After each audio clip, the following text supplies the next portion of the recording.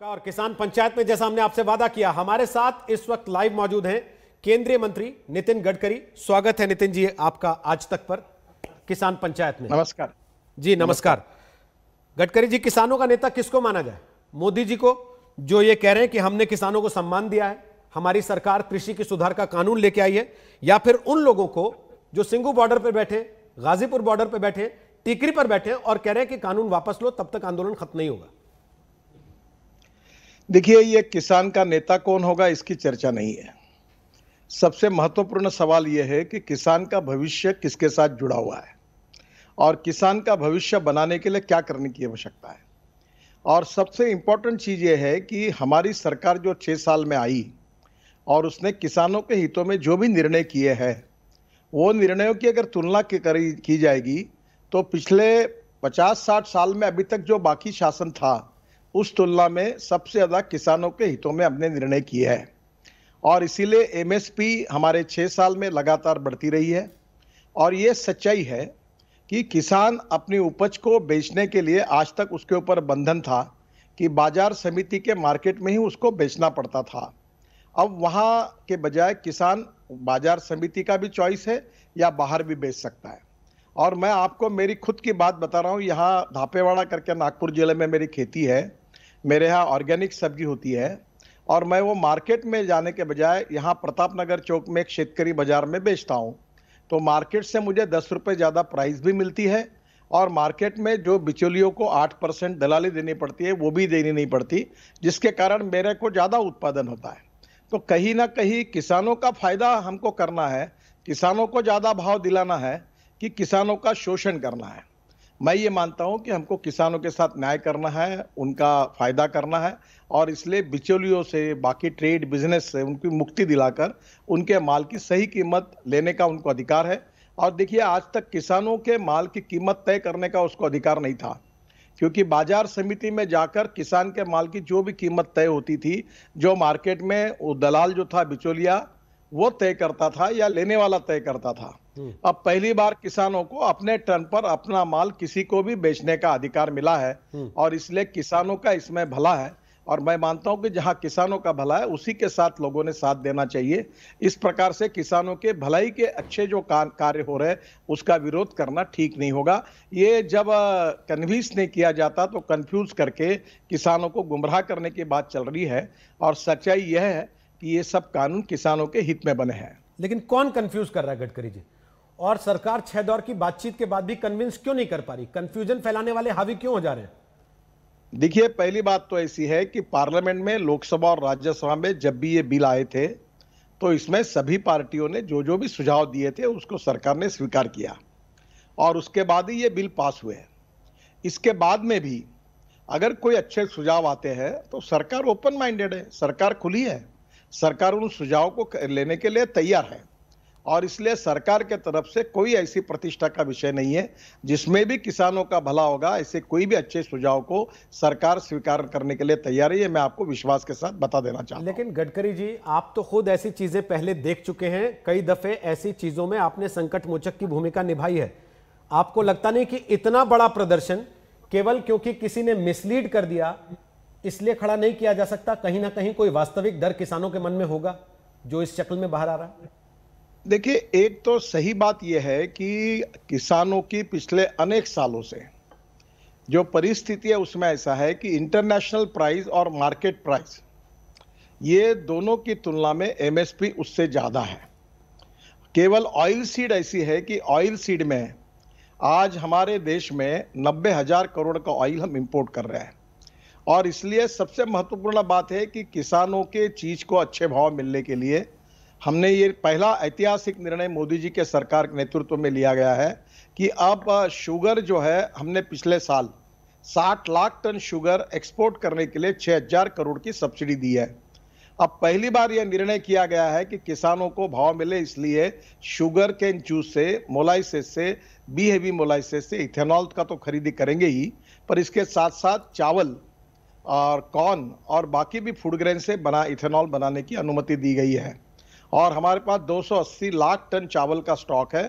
अब उसमें काफ़ी इथेनॉल में कन्वर्ट होगा तो किसानों को रोजगार भी मिलेगा, बेटों को गाँवों में उद्योग भी आएंगे और पेट्रोल डीजल का जो 8 लाख करोड़ का इंपोर्ट है उसके बजाय इथेनॉल आएगा। अब मैं आपको एक ही बात बताता हूं, पेट्रोल में 10% इथेनॉल बनाने की बात हुई। इसके लिए प्रधानमंत्री जी के सामने 2022 तक कार्यक्रम तय हुआ था। प्रधानमंत्री जी ने कहा मुझे 2020 तक ये पूरा करना है। 450 करोड़ लीटर इथेनॉल खरीदी किया जा रहा है ऑयल कंपनी की ओर से, और 1600 करोड़ 10% ऐड करने के लिए चाहिए, शॉर्टेज है। और अभी इसके बाद डीजल में भी 10% मिलाने की बात के लिए अभी काफी प्रक्रिया चल रही है। और उसके बाद फ्लेक्स इंजन में 100% पेट्रोल और इथेनॉल ये भी हम ला रहे हैं। तो एक प्रकार से किसानों के लिए 2 लाख करोड़ की ये नई इकोनॉमी 5 साल के अंदर बनाकर किसानों को अच्छे भाव मिले, इसके लिए प्रयास करने वाली पहली सरकार ये हमारी सरकार है। इस बात का मैं आपको विश्वास के साथ बताता हूं, जब यूपीए की सरकार थी उन्होंने कभी ऐसे निर्णय नहीं किए। हमने अभी किसान का उत्पादन बढ़ा है और इसके साथ साथ हमको उसकी प्रक्रिया करने वाले उद्योगों को भी सोचना होगा। इसके लिए पहली बार कोविड के बाद जो पैकेज दिया गया है, चाहे उसमें फिशिंग को हो, 12,000 करोड़ फिशिंग को दिए गए हैं, हमारे जानवरों को सुधारने के लिए उसके बाद उसके लिए पैसे दिए गए हैं। इसके साथ साथ किसानों के लिए फ्रूट्स, पल्प, वेजिटेबल्स में उसमें प्रोसेसिंग करने के लिए पैसे दिए गए हैं। एक प्रकार से किसानों के जीवन को बदलने के बारे में जो ऐतिहासिक निर्णय है वो इसी सरकार के कार्यकाल में किए गए हैं। और हमारी सरकार गांव, गरीब, मजदूर, किसानों का कल्याण करके ही आगे जाएगी। लेकिन गडकरी जी, किसानों को इस बात का विश्वास क्यों नहीं हो रहा जो आप विश्वास दिलाना चाह रहे हैं? और अब तो सीधे सीधे आपके मंत्रालय पर भी चोट हो रही है। हाईवेज रोके जा रहे हैं, टोल नाके आज उन्होंने फ्री कर दिए, ये कहते हुए कि ये हमारे विरोध प्रदर्शन का हिस्सा है। एक बार भी सरकार ने आपसे नहीं कहा कि गडकरी जी आप भी आगे आइए, जरा समझाइए इन किसानों को, आप तो किसानी भी जानते हैं। देखिए, लगातार किसानों को समझाने का प्रयास हमारे कृषि मंत्री नरेंद्र तोमर जी कर रहे हैं। उनके साथ पीयूष गोयल जी भी थे, दोनों ने बातचीत की और कहा कि हम आपके जो भी सुझाव है उसके साथ विचार करके करने के लिए तैयार हैं। और मैं आपको बताना चाहता हूं कि आज इस देश में बहुसंख्यक किसान ऐसा है कि जिनको इसका बड़ा समर्थन भी है। पर मुझे लगता है फिर भी इन किसानों को सच्चाई समझाने का हमारा पूरा प्रयास है। किसान समझेंगे और निश्चित रूप से जो भी किसान इसमें आए हैं वो निश्चित रूप से इन नीतियों का समर्थन करके हमारा साथ देंगे, ऐसा मुझे विश्वास है। लेकिन गडकरी जी, एक तरफ सरकार संवाद की बात करती है, 6 दौर की बातचीत हुई है, सरकार ये भी कहती है कि आगे हम तैयार हैं बातचीत करने के लिए, बदलाव भी कर देंगे जो ये कहेंगे। उसके बाद दूसरी तरफ से सरकार ये भी कहे कि अल्ट्रा लेफ्ट ने हाईजैक कर लिया है, देखो कैसे कैसे पोस्टर लेके बैठे हैं, खालिस्तान के नारे लग रहे हैं। तो ये संवाद का दावा और दूसरी तरफ से ये आरोप, इससे खाई घटेगी या बढ़ेगी दोनों के बीच में? देखिए, आप भी इस बात को समझते हैं कि किसानों की समस्याओं को लेकर अगर आंदोलन है तो इस आंदोलन में जिन जिन के फोटो लेकर आगे देखे गए, जो फोटो आपने ही दिखाए, वो फोटो कैसे आए, इनका किसान के साथ क्या संबंध था? जो नक्सलवादी मूवमेंट में आरोपी बनकर जिनको सजा हुई थी, जिन्होंने एंटी नेशनल भूमिका लेकर ऐसे वक्तव्य दिए थे जिनके ऊपर कार्रवाई की गई थी, उन लोगों के फोटो का संबंध किसानों के आंदोलन से क्या था? और ये फोटो जब सामने आए तब लोगों ने, हमारे मंत्रियों ने ये बात की टिप्पणी की है। ये बात आप जरूर समझिए, तभी आपको उनकी टिप्पणी का कारण ध्यान में आएगा। अभी कृषि कानून है, इसके पहले सीएए का मसला था, उसके पहले 370 को खत्म करने का मसला था। ऐसे कंटेंशियस मसलों पर आप लोग सदन के भीतर जीत जा रहे हैं क्योंकि आपकी ताकत है वहां पर, लेकिन सड़क पर आपको घेरा जा रहा है। विपक्ष कह रहा है कि टू मच मेजोरिटी का फायदा तो आप लोग ले रहे हैं, असल में टू मच डेमोक्रेसी का फायदा तो आप लोग ले रहे हैं असल में सदन के अंदर। मैं आपको एक बात बताना चाहता हूं कि जब तीनों बिल जब संसद में आए तो क्या इसके ऊपर चर्चा नहीं हुई? क्या इसके ऊपर अलग अलग राजनीतिक पार्टियों ने अपने मत प्रदर्शन नहीं किए, सुझाव नहीं दिए? और क्या ये यूनानिमिटी से इसमें से कुछ कानून पास करके आगे नहीं गए? क्या आज जो राजनीतिक नेता इसका विरोध कर रहे, एक समय इसका समर्थन कर चुके, इसके बारे में मांग कर चुके, ये सही नहीं है? देखिए, मैं आपको एक बात बताना चाहूंगा कि राजनीति अलग है, किसानों की भलाई अलग है। और मैं ये मानने वालों में से हूं कि जहां गांव, गरीब, मजदूर, किसान के कल्याण की बात होती है वहां सभी पार्टियों ने उनके साथ देना चाहिए, उसका विरोध नहीं करना चाहिए। राजनीति करने के लिए बहुत से मुद्दे होते हैं, उसमें जरूर करने चाहिए। और राजनीति नेता राजनीति नहीं करेंगे तो क्या करेंगे, उसमें करने का उनका अधिकार भी होता है। पर देश की सुरक्षा हो, गरीबों का हित हो, गांव, गरीब, मजदूर, किसान का कल्याण हो, अच्छी योजनाएं हो, उसमें तो हमने निश्चित रूप से एक दूसरे को साथ देना चाहिए। इस समय लोगों को बहकाना, मैं आपको मेरा खुद का उदाहरण बता रहा हूं कि मेरी यहाँ की सब्जी को मुझे मार्केट में 10 रुपए किलो ज्यादा भाव मिल रहा है। अगर मुझे ये बंधन नहीं है कि मैं बाजार समिति में जाकर ही बेचूं मार्केट प्लेस में, तो नेचुरली आज मुझे खुद मिल रहा है। आप नागपुर में आपके वार्ताहर को भेजिए, मेरे यहाँ से गांव से निकली हुई सब्जी, मार्केट का रेट, मुझे मिला हुआ रेट, और रोज मेरी सब्जी आती है। अब देखिए ये ऐसी किसानों का फायदा हो रहा है। ऐसे कम से कम हमारे नागपुर में ही कम से कम 25-30 के शेतकरी बाजार खुले, और जो डायरेक्ट किसानों से माल लेते और बीच का बिचौलिए सब रद्द हो गए।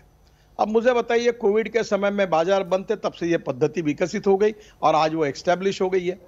तो मैं आपको यही कहूंगा कि आप आखिर practical grass root ground level पर किसानों का फायदा किस में है किस में नहीं है देखिए।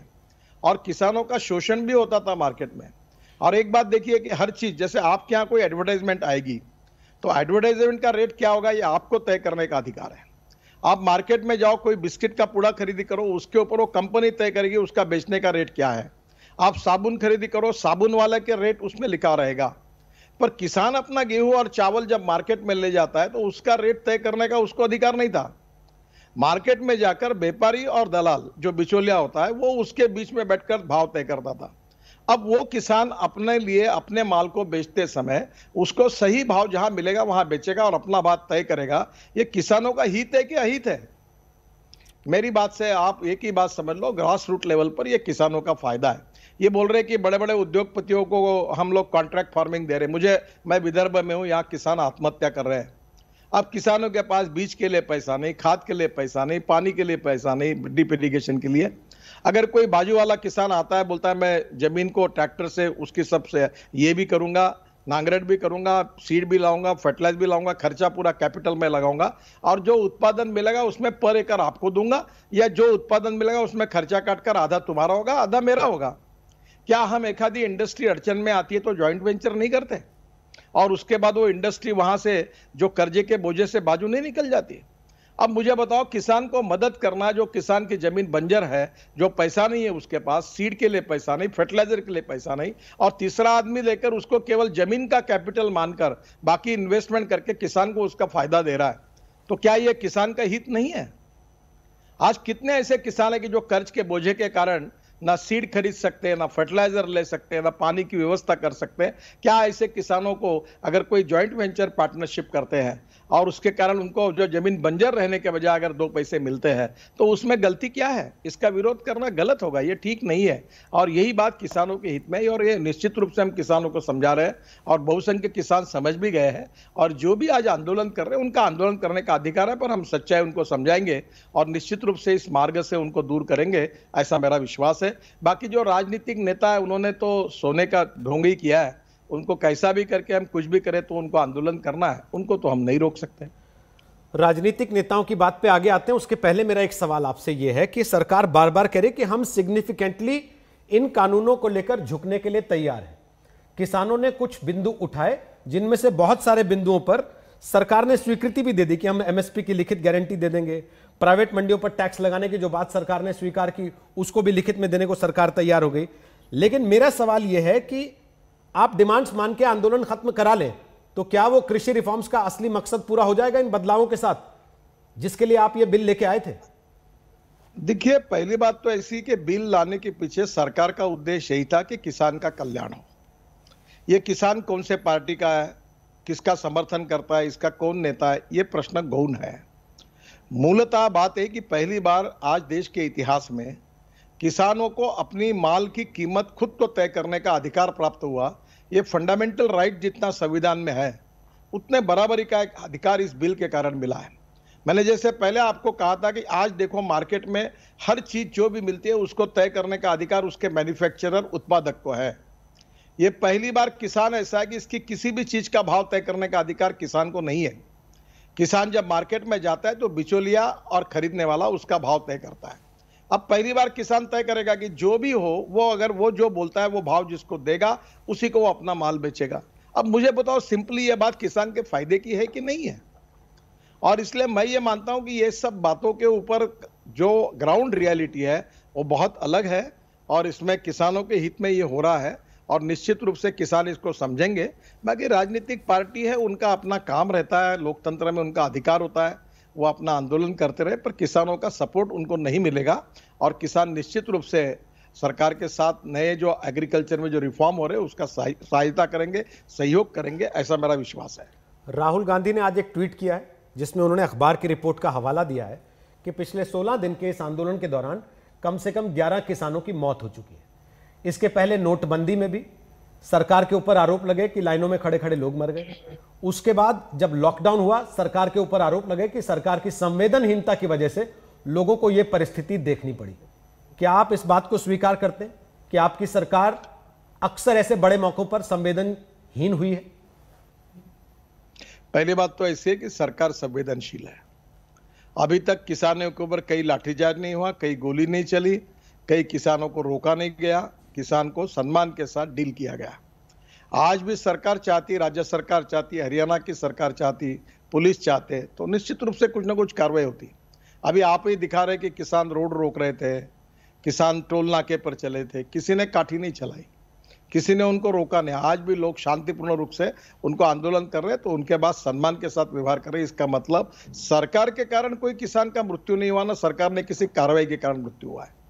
ये जिस प्रकार से इस प्रकार की बातें कहना कि 11 किसानों का मृत्यु हुआ, तो मुझे बताइए कहाँ लाठीचार्ज हुआ, कहाँ गोली चली, कहाँ सरकार ने कोई अन्याय किया? ये नेचुरल डेथ है कि ये आंदोलन के डेथ है कि या कोई पुलिस के कारण हुआ? आप देखो, ये सब बातों के डिटेल में जाकर ही जिम्मेदार नेताओं ने बोलना चाहिए। इस प्रकार से लोगों को गुमराह करना, मिसलीड करना नहीं करना चाहिए, यही मैं उनसे अपेक्षा करता हूं। अरविंद पनगड़िया ने एक लेख लिखा है, मैं उसकी एक लाइन आपको कोट करके सुना रहा हूं। उन्होंने लिखा, how should the government respond to the protest? Ideally it should not respond at all. Any rollback of the reform is bound to encourage vested interests to rise up against other reforms. आप सहमत हैं? सरकार को ऐसी चीजों पर respond नहीं करना चाहिए। पहली बात तो ऐसी है कि अभी वो एक व्यक्तिगत थिंकर है, इकोनॉमिस्ट है, उन्होंने क्या लिखना और क्या बोलना उनका प्रश्न है।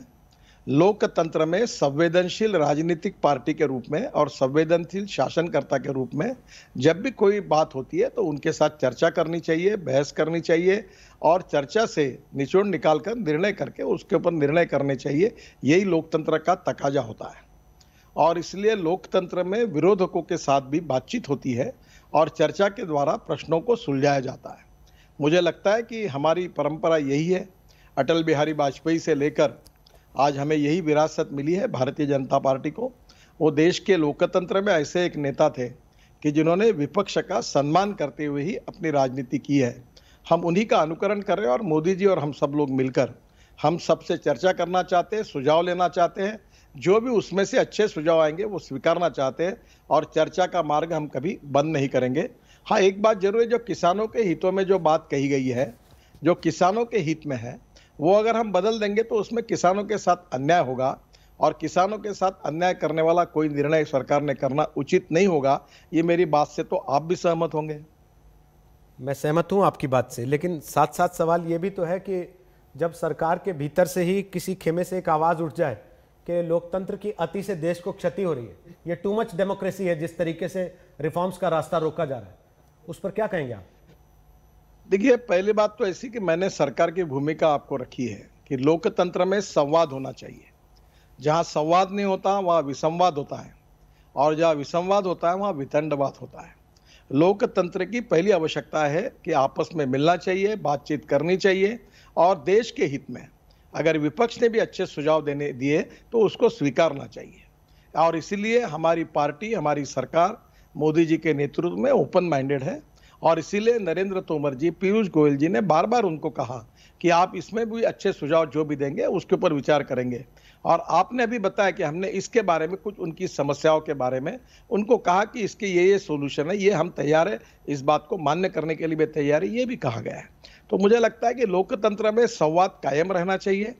लोकतंत्र में जैसे राजनीतिक पार्टियों और नेताओं को अधिकार है आंदोलन करने का, वैसे सत्तारूढ़ पार्टी को संवेदनशीलता के साथ उस समस्या को समझकर चर्चा करना और चर्चा से समस्या को सुलझाना, ये लोकतंत्र में, लोकतांत्रिक पार्टी में सत्तारूढ़ पार्टी की जिम्मेदारी ज़्यादा होती है और उसका वहन हमने करना चाहिए। वो करने की हम पूरी कोशिश ईमानदारी से कर रहे हैं। आप ये कह रहे हैं कि सरकार ईमानदार है, लेकिन आवाज़ें कनाडा तक से उठ जाती हैं, वहाँ के पीएम सवाल उठा देते हैं। आवाज़ें ब्रिटेन की संसद के भीतर तक उठ जाती हैं, वहाँ से भारत को घेरने की कोशिश होती है। आपको लगता है कि कूटनीतिक तौर पर भी और राजनीतिक तौर पर भी आपकी सरकार फंस गई है इस मामले पर आकर? देखिए सर, ये हमारे देश का प्रश्न है। हम कभी कनाडा के और इंग्लैंड के, यूके के किसी अंतर्गत विवादों में यहाँ कुछ चर्चा करेंगे तो ये लोकतंत्र में हमारी सरकार के लिए, किसी के लिए उचित नहीं होगा। हम कभी उसके ऊपर कोई कमेंट्स भी करते नहीं और करनी भी नहीं चाहिए। उसी प्रकार से हमारे देश में जो जो गांव, गरीब, मजदूर, किसान या जो भी कुछ प्रश्न है, उसमें हमारे देश की राजनीतिक पार्टी है, हमारे देश के नेता है, हमारे देश में किसानों के संगठन है, हम उनसे चर्चा करेंगे, चर्चा को सुलझाएंगे।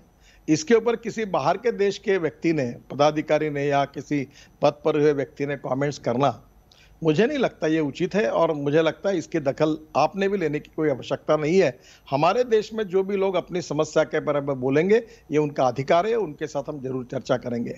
लेकिन इस सारे परिप्रेक्ष्य में जो परिस्थिति बनी है नितिन जी, एक लॉकडाउन के बाद जब देश की अर्थव्यवस्था को पटरी पर लाने का समय था, उस समय में एक और लॉकडाउन देश के भीतर खड़ा हो जाए, जहां सड़कें जाम हो, हाईवेज पर ट्रक कतारों में खड़े हों 15-15, 16-16 दिन तक, क्या ये अच्छा संकेत है आने वाले दिनों के लिए?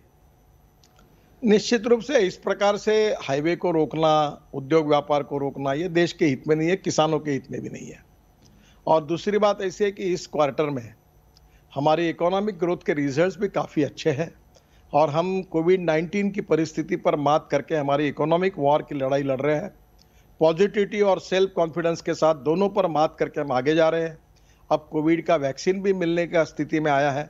ऐसे स्थिति में हमने सबने मिलकर देश की इकोनॉमी को आगे ले जाना और देश को ग्लोबल इकोनॉमी बनाकर आत्मनिर्भर भारत की ओर आगे जाना, यही हमारा सपना है। और मुझे विश्वास है कि किसानों की सभी प्रकार के नेता, संगठन के नेता इस बात का जरूर विचार करेंगे और सहयोग करेंगे। और हम सब साथ मिलकर, हम अटल बिहारी वाजपेयी जी की कविता को मैं अक्सर याद रखता हूँ कि कदम से कदम मिलाकर चलना होगा। चाहे हम अलग अलग हो, पर किसानों के हित में हम सब साथ मिलकर आगे जाएंगे, हम कामयाब होंगे और निश्चित रूप से उसके लिए हम पूरी कोशिश करेंगे। तो हम होंगे कामयाब और कोशिश करने वालों की कभी हार नहीं होती। ये तीनों बातों को, तीनों गीतों को हम याद रखकर निश्चित रूप से हम किसानों के संवाद कायम रखेंगे। और हमारे कृषि मंत्री भी लगातार बातचीत कर रहे हैं और मुझे लगता है कि जल्दी इससे समाधान निकल जाएगा। लेकिन इस देश को अगर एक शरीर के तौर पे देखा जाए तो सड़कें उसकी रक्त धमनियां कही जाती हैं और आप सड़क के मंत्री हैं।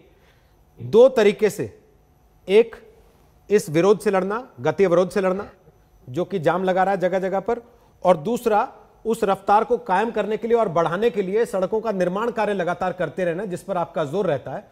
वो दोनों में खलल पड़ रहा है इस समय। तो $5 ट्रिलियन इकोनॉमी का जो एक लक्ष्य आपके सामने रखा है, अपनी टीम के सामने प्रधानमंत्री ने, आपको लगता नहीं कि उसमें तो बहुत सारे रोड़े हैं? देखिए, पहली बात तो ऐसी है कि मैं कहूँगा कि पिछले स्वाधीनता के बाद जितने रोड पंजाब, हरियाणा, विशेष रूप से जहाँ आंदोलन चल रहा वहाँ नहीं बने, उतने 5-6 साल में हमने बनाए। और रोड में बनाने के कारण ही किसानों को अपना माल कहीं भी पहुँचाने के लिए आसानी हुई। अब दिल्ली और मुंबई के बीच में हम लोग हाईवे बना रहे हैं, जो बड़ा मार्केट है। अभी हम लोग, हमारा हाईवे का काफ़ी काम भी हुआ है, 2 साल के अंदर रोड पूरा होगा। अब इसमें हम लोग कार से 12 घंटे में और ट्रक से 18 घंटे में जाएंगे। आज 48 घंटे लग रहे हैं। 48 घंटे के बजाय अगर 18 घंटे में जाएंगे तो किसानों का कितना फ़ायदा होगा। अभी हम लोग पंजाब से, अमृतसर से आगे हमारी भावनगर तक एक बड़ा हाईवे बना रहे हैं ताकि पोर्ट के लिए, कांडला पोर्ट को डायरेक्ट पंजाब हरियाणा का माल चला जाए, राजस्थान का, ताकि और हमारा माल, हमारा किसान का माल दुनिया में जाए। तो मुझे लगता है कि हम अपना काम कर रहे हैं, किसानों के हित में कर रहे हैं, अच्छे रोड दे रहे हैं, बिजली का सप्लाई पूरा है। हम इरिगेशन के लिए, मैं वाटर रिसोर्सेस मंत्री था, आपको बताते हुए मुझे खुशी हो रही कि पंजाब, हरियाणा और उत्तराखंड, हिमाचल, राजस्थान, दिल्ली, इनके बीच में कम से कम 9 विवाद ऐसे थे प्रकल्पों के, जो प्रकल्प पिछले 1970 से प्रलंबित पड़े थे। हमारी सरकार में जब मैं इसका मंत्री बना तो मैंने पंजाब, हरियाणा के लगभग सभी प्रकल्पों पर झगड़े मिटाए, मुख्यमंत्री को बुलाया और आज वो प्रकल्पों के काम भी शुरू हुए हैं। अनेक उत्तराखंड में, हिमाचल में प्रकल्प बन रहे हैं और दिल्ली को पानी मिलने वाला प्रकल्प भी मैंने क्लियर किया। पाकिस्तान में जाने वाला जो पानी था, जिस पर हमारा अधिकार था, वो पंजाब और हरियाणा के किसानों को मिले, इसलिए हमने 2 प्रोजेक्ट क्लियर किए। अब वो पानी हमारे पंजाब और हरियाणा के किसानों को मिलेगा। हमारा उधर पंजाब से जो इंदिराज कैनाल आता था, राजस्थान में जाता था, वो फूटा था। 2200 करोड़ रुपए खर्चा करके कैनाल का हम सीमेंटीकरण कर रहे हैं, तो राजस्थान के 8 डिस्ट्रिक्ट को एडिशनल पानी मिलने वाला है। तो मैं वाटर रिसोर्सेज मंत्री था, तो प्रधानमंत्री सिंचाई योजना में जो प्रकल्प 50% पूरे हुए हैं, वो जो बंद पड़े हैं 8-8, 10-10 साल से, उसके लिए हमने पैसे दिए और वो प्रकल्प पूरे किए ताकि किसानों को सिंचाई का परसेंटेज बढ़े। आज नदी जोड़ प्रकल्प की हम चर्चा कर रहे हैं कि ताकि हमारे किसानों को खेत को ज्यादा ज्यादा पानी कैसे मिले, और पानी मिलने से 2.5 गुना किसानों का उत्पादन बढ़ेगा, और वो पानी ड्रिप इरिगेशन से कैसे जाए। तो पहली बार सरकार हर जगह पर, चाहे डेयरी हो, चाहे फिशिंग हो, चाहे फ्रूट वेजिटेबल प्रोसेसिंग हो, कोल्ड स्टोरेज हो, अब सब बातों पर इतने बड़े प्रमाण पर अब नहीं किया। अभी आपको प्रायोरिटी सेक्टर में लेंडिंग होता है बैंकों का, अभी किसानों को जो कर्जा दिया जाता है उसको प्रायोरिटी सेक्टर कहा जाता है, उसमें हम 13 लाख करोड़ रुपए हमने किसानों को फाइनेंस किया है। तो मुझे ये लगता है कि हम लोग, समस्या है, कठिनाइयां है, पर जिस प्रकार से हम लगातार निर्णय कर रहे हैं, काम कर रहे हैं, अभी फूड ग्रेन से इथेनॉल बनाने की बात कर रहे हैं ताकि हमारा इंपोर्ट कम हो, import substitute, cost effective, pollution free, और इसके कारण किसानों को भाव मिले, गांव में रोजगार, कम से कम 1000 इंडस्ट्री गांवों में इथेनॉल की केवल हमारे नीतियों के कारण आने वाले 3-4 साल में शुरू होगी, जिसमें करीब लाखों किसानों के युवाओं को रोजगार मिलेगा, और हमारी ट्रक, हमारी बसेस, हमारी कार, उसके ऊपर बाइक हमारी किसानों ने तैयार किए हुए ईंधन पर चलेगी। इतना रिवोल्यूशनरी काम सरकार ने किया है और किसानों के हित में लगातार हम काम कर रहे हैं और आगे भी करते रहेंगे। गडकरी जी, भावनगर से दिल्ली, दिल्ली से भावनगर आप हाईवे की बात कर रहे हैं, गुजरात का माल तो दिल्ली आ चुका, अब तो दिल्ली से बंगाल का हाईवे चाहिए आपकी पार्टी के बढ़िया बने, जिससे जल्दी से जल्दी बंगाल में हो सके बदलाव। देखो, मैं भावनगर से अमृतसर की बात कर रहा था, और ये हाईवे जो होता है ये अमृतसर से निकलता है और पंजाब हरियाणा का माल लेकर एक बहुत बड़ा एक्सप्रेस हाईवे बन रहा है। फिर मैं दिल्ली से कटरा का हाईवे बना रहा हूँ, जिसका लैंड आज ही मैंने वो फाइल पर साइन की है। पहले पैकेज को हमने मंजूरी भी दी है, ताकि दिल्ली से 6 घंटे में अमृतसर जाएंगे, और जिसमें हमारे विशेष रूप से सिख समाज के लिए, हमारे लिए अभिमान का और हमारे लिए भी विषय है कि जो प्रमुख स्थान है अमृतसर के 6 स्थानों पर ये हाईवे, वहां से लेकर मैंने उसकी अलाइनमेंट बदली है, और उसके बाद आगे कटरा जम्मू कश्मीर की ओर जाएगा, और दिल्ली से 6 घंटे में अमृतसर हम पहुंचाएंगे आपको। आप पूर्व अध्यक्ष हैं पार्टी के, फिर भी राजनीतिक सवाल टाल रहे हैं। देखिए क्या कह रहे हैं आप, दिल्ली से कलकत्ता का हाईवे अमित शाह को ही बनाना है, आपकी उसमें कोई जिम्मेदारी नहीं है। जिनको जो हाईवे बनाने की जिम्मेदारी है वो बनाए, मेरा जिम्मेदारी जो रोड का है उतना मैं करता हूं। जो मेरे को मैंडेट मिला और जो काम मेरा है वही मुझे अच्छी तरीके से करना, यही मेरा कर्तव्य है, यही मेरी समझ है। बहुत बहुत शुक्रिया। अगर कोई नया काम बताएंगे तो मैं वो जरूर करूंगा जी। धन्यवाद आपका, बहुत बहुत शुक्रिया नितिन गडकरी जी आज तक पर आने के लिए। केंद्रीय मंत्री नितिन गडकरी, राजनीतिक सवाल पर उनकी टिप्पणी है कि मुझे जो जिम्मेदारी दी जाएगी, बंगाल की दी जाएगी, तो सोचा जाएगा, उस पर काम किया जाएगा, लेकिन फिलहाल उनका कहना यह कि किसानों के साथ बातचीत के जरिए ही मामला हल हो सकता है। राजनीतिक पार्टियां उसमें लाभ उठाने की कोशिश कर रही हैं और वो ही किसान आंदोलन को भटकाने की कोशिश करें, किसानों को भटका रही है। छोटा सा ब्रेक ले रहे हैं, देश दुनिया की खबरों के लिए आप देख रहे हैं आज तक। किसान पंचायत आगे भी आज तक पर जारी, बने रहिए हमारे साथ ब्रेक के बाद। नमस्कार, मैं हूं अंजना ओम कश्यप। हमें उम्मीद है ये वीडियो आपको पसंद आया होगा। लेटेस्ट खबरों के लिए यूं ही देखते रहिए आज तक, और इस वीडियो के पसंद आने पर लाइक, शेयर एंड सब्सक्राइब करना ना भूलें।